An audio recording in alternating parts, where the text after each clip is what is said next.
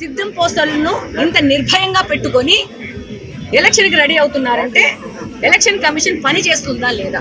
ఆడోళ్ళ కార్ను కూడా దాడి చేయడానికి సిద్ధమైనారంటే వీళ్ళు దేనికి ఆవిడ సిద్ధం పోస్టర్ ఫోటో తీసి సిటిజన్ గా రెస్పాన్సిబుల్ సిటిజన్ గా పెడదాం అనుకుంటే ఆవిడ మీద దాడికి దిగటం హేయమైన చర్యగా నేను భావిస్తున్నాను. ఈ నియోజకవర్గంలో పోలీస్ స్టేషన్ ఉండే ఉపయోగం ఉన్నదని గత 2 మాసాలుగా నేను కొన్ని సభల్లో కానీ మీడియా